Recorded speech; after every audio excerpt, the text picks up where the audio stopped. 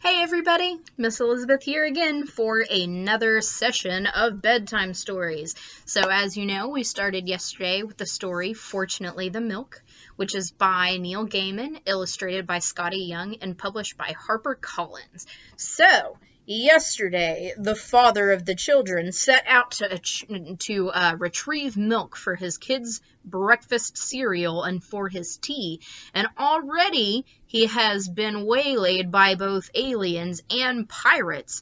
Now a mysterious rope ladder has come out of the sky. So let us jump back in here and see what can happen next. Excuse me, friends. Had to get my reading voice ready. All right, so we're starting back up. Here we go. Fortunately, the milk was pushed deep into the pocket of my coat. The pirates hurled insults at me and even discharged pistols, but neither insults nor pistol shot found their targets, and I soon made it to the top of the rope ladder. There he is, climbing up. See that? Ugh. I'd never been in the basket of a hot air balloon before. It was very peaceful up there. The person in the balloon basket said, "I hope you don't mind helping me, but it looked like you were having problems down there." I said, "You're a stegosaurus!" "I am an inventor," he said. "I have invented the thing we are traveling in, which I call Professor Steg's floaty ball person carrier." "I call it a balloon," I said. Professor Steg's floaty ball person carrier is the original name, he said. And right now, we are 150 million years in the future. Actually, I said, we are about 300 years in the past. "Do you like hard, hairy, wet, white crunchers?" he asked. "Coconuts?" I guessed. "I named them first," said Professor Steg. He picked up a coconut from a basket and ate it, shell and all, and just as I might crunch toast. He showed me his time machine. He was very proud of it. It was a large cardboard box with several pebbles on it and stones stuck to the side. There was also a large red button. I looked at the stones. "Hang on," I said. "Those are diamonds and sapphires and rubies." "Actually," he said, "I call them special shiny clear stones, special shiny bluey stones, and, special shiny red stones," I suggested. "Indeed," he said. "I called them that when I was inventing my really good moves around in time machine, 150 million years ago." "Well," I told him, "it was very lucky for me that you turned up when you did and rescued me. I am slightly lost in space and time right now and need to get home in order to make sure my children get milk for their breakfast." I showed it to him. "This is the milk. Although I expect that 150 million years ago you called it wet, white, drinky stuff." "Dinosaurs are reptiles, sir," said Professor Steg. "We do not go in for milk." "Do you go in for breakfast cereal?" I asked. "Of course," he said. "Dinosaurs love breakfast cereal, especially the kind with nuts in." Here we are in the balloon with Professor Steg and the father. You see that? Yeah. Or the floaty ball person carrier, I should say. "What do you have on your cereal?" I asked. "Orange juice, mostly. Or we just eat it dry. But I shall put this in my book. In the distant future, small mammals put milk on their breakfast cereal. I shall write a wonderful book when I return to the present." "Actually," I said, "I think this is definitely the past. It has pirates in it." "It's the future," he said. "All the dinosaurs have gone off into the stars, leaving the world to mammals." "I wondered where you all went," I said. "The stars," he told me. "That is where we will have gone." "So," I said, "can you take me home?" "Well," he said, "yes and no." "What does that mean?" "Yes, I would love to take you home. Nothing more would make me happier. No, I cannot take you home. In all honesty, I do not believe that I can take me home. My time machine is being temperamental. I need a special shiny greeny stone. I have pressed that button many times, but nothing happens." "Button? Don't you mean big, red, flat, pressy thing? I asked. I most certainly do not. It is a button. I named it after my aunt Button. Can I press it? If you wish.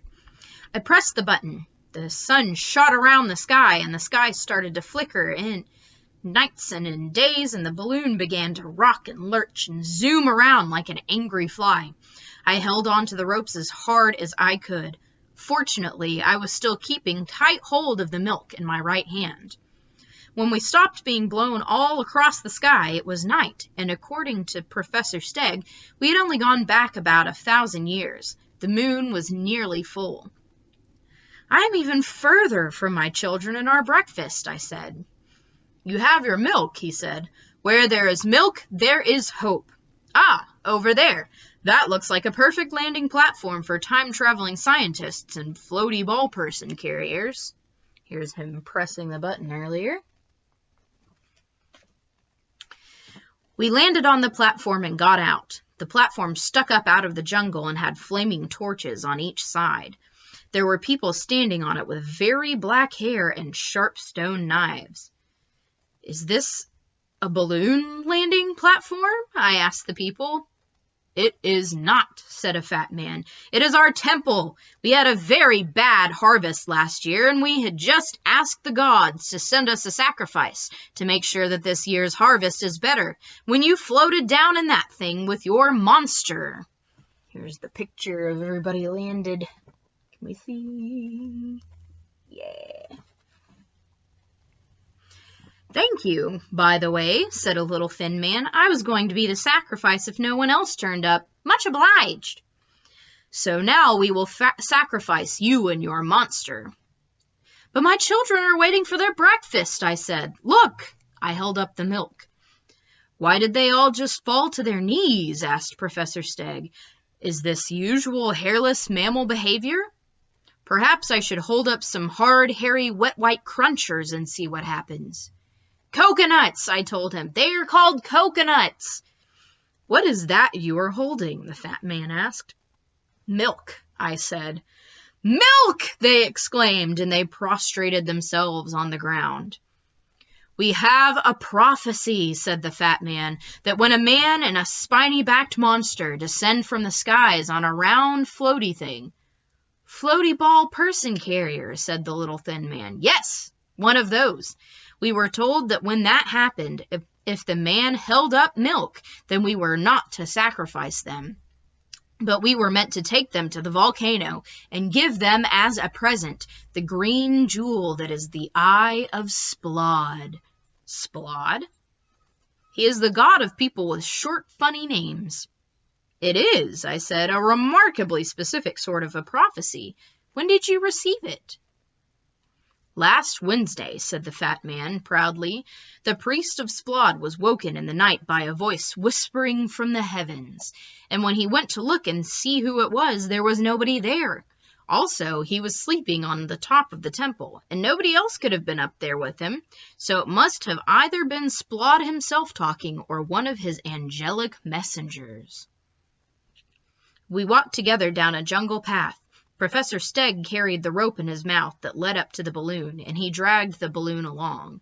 After half an hour, we reached the volcano, and here's a picture of the guys that they've found. It was not a very big volcano. There were wisps of smoke coming from the top of it. On the side of the volcano, there was a carving of a big, scary face with one eye in the middle of its forehead. The eye was the biggest emerald I had ever seen. A special shiny greeny stone, said Professor Stegg with his mouth full of rope. The fat man clambered up the side of the volcano. It is a good thing that Splod himself told us to give you the Eye of Splod, said the little thin man who had narrowly avoided being sacrificed, because there is another prophecy that if the Eye of Splod is ever removed, Great Splod will awaken and spread burning destruction across the land. Here you go, said the fat man. He handed us the emerald. Professor Stegg nipped up the rope ladder into the balloon's gondola and began to install the emerald in the time machine. Hang on. He was a stegosaurus? Yes. Then how could he just nip up a rope ladder? He was, said my father, a large stegosaurus, but very light on his feet. There are fat people who are excellent dancers.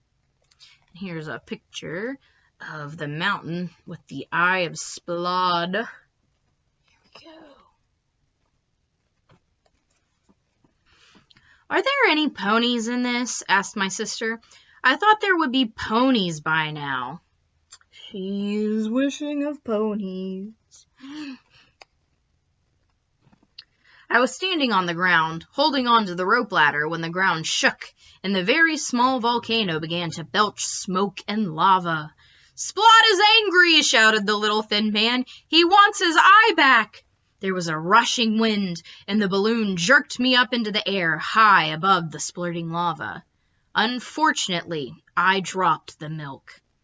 I wasn't holding on to it tightly enough. It landed on the top of Splod's head. Professor Steg hauled the rope ladder up with his tail. I've lost the milk, I told him. That's not good, he admitted.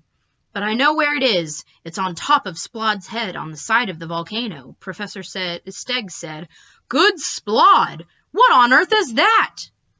Before our eyes, another balloon, just like ours, appeared over by the volcano. A man hurried down the rope ladder. He placed a large emerald in Splod's eye, picked up the milk from Splod's head, and ran up the ladder, and the balloon vanished. Here's a hand grabbing for the milk on top of the volcano. Can y'all see it? Sorry, I know it's kind of hard to show pictures on this. The very small volcano stopped erupting as suddenly as if it had been turned off.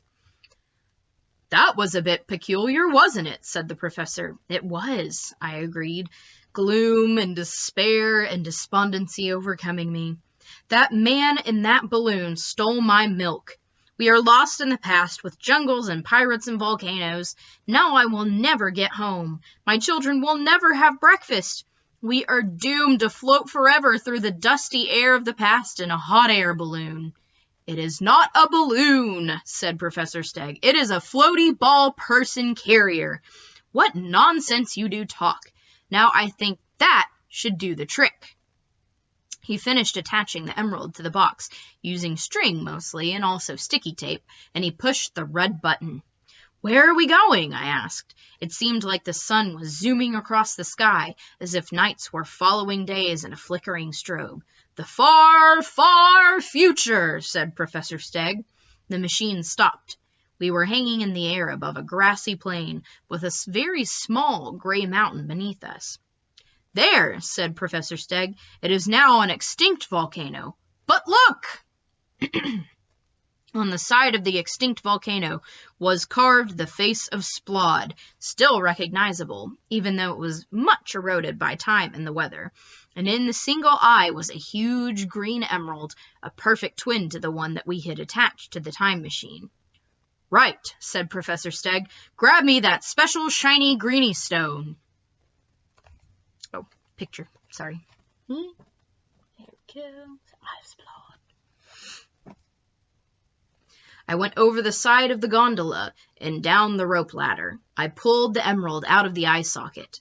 Below me on the plain, a number of brightly colored ponies were gathered, and when I picked up the emerald, one of them shouted up at me, You must be the man without the milk. We have heard about you in our tales. Why are you a pink pony with a pale blue star on the side? I asked. I know, said the pony with a sigh. It's what everybody's wearing these days. Pale blue stars are so last year. Professor Steg leaned over the side of the balloon's basket. Hurry up, he called. If the volcano is going to go off, it will do it any moment. The volcano made a noise like a huge burp, and the middle of it collapsed into itself. We thought it would do that, said a green pony with a sparkly mane. There was a prophecy, I suppose, I said. No, we're just very clever. All the ponies nodded. They were very clever ponies. I am so glad there were ponies, said my sister. There's the pony with the star.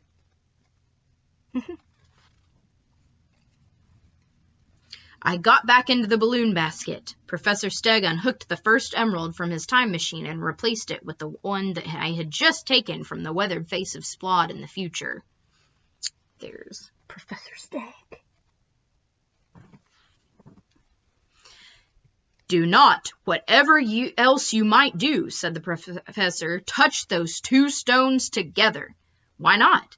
Because according to my calculations, if the same object from two different times touches itself, one of two things will happen. Either the universe will cease to exist, or three remarkable dwarves will dance through the streets with flower pots on their heads. That sounds astonishingly specific, I said. I know, but it is science, and it is much more probable that the universe will end. I thought it would be, I said. You look so sad, Professor Stegg told me. I am. It's the milk. My children are breakfastless. The milk, said Professor Stegg. Of course. And with that, Professor Stegg pressed the red button with his heavily armored tail. There was a zoom, a thwarp, and a thing, and we were hurtling through the cosmic void. And then it was dark. Very dark. And that sounds like a pretty good place to stop for tonight, don't you think? Woo! Things keep getting crazier and crazier. Volcanoes, ponies, multiple giant shiny emeralds that are the eye of Splod. Cool stuff, huh? So, tomorrow we will pick back up and continue reading Fortunately the Milk, and I am excited for this adventure to continue with you. Until then, y'all have a good night, get some sleep, and I'll see you tomorrow. Bye.